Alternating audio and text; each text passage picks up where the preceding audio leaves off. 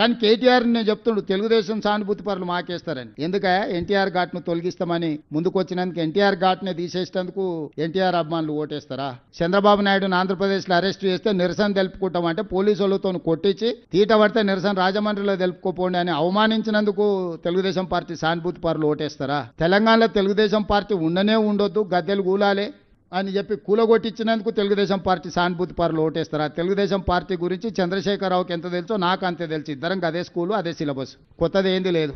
ఆయన అవుట్డేటెడ్, నేను లేటెస్ట్, గింతే. తెలుగుదేశం కార్యకర్తలు ఏం ఆలోచన చేస్తారు, ఎప్పుడేం చేస్తారో మా ఇద్దరికి బాగా తెలుసు కదా, ఈ పిల్లకాకి తెలిసినా తెలియకపోయినా.